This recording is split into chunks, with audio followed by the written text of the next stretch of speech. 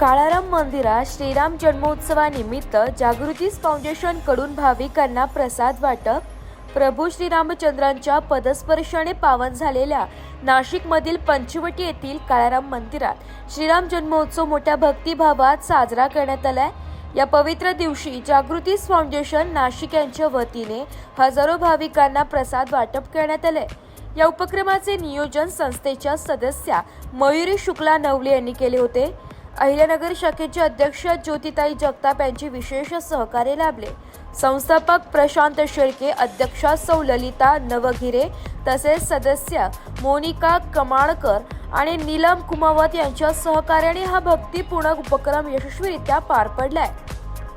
श्रीराम जन्मोत्सवाच्या निमित्ताने मंदिर परिसर भाविकांच्या जयघोषाने निनादला होता.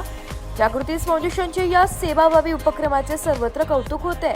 जागृती फाउंडेशनतर्फे आज रामनवमीनिमित्त श्री काळाराम मंदिरामध्ये आम्ही आज लाडू वाटपाचा कार्यक्रम केलेला आहे.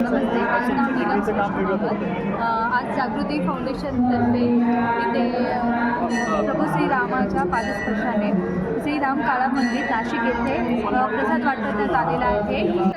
मी सौ ललिता रामदास नवगिरे, जागृती फाउंडेशन अध्यक्ष. आज जागृती फाउंडेशन नाशिक परिवारातर्फे आपण प्रभू रामचंद्राच्या पदस्पर्शाने पावन झालेल्या भूमीमध्ये आज आपण राजगिरा लाडूचं वाटप हजारो भक्तांसाठी केलेलं आहे. सकाळी 7 वाजेपासून तर आता 12 वाजलेले आहेत आणि आपलं अजूनही प्रसाद वाटप सुरू आहे. यापुढेही अशी सेवा आपण राम मंदिरात देत राहू. जय श्रीराम. जय श्रीराम. जय श्रीराम.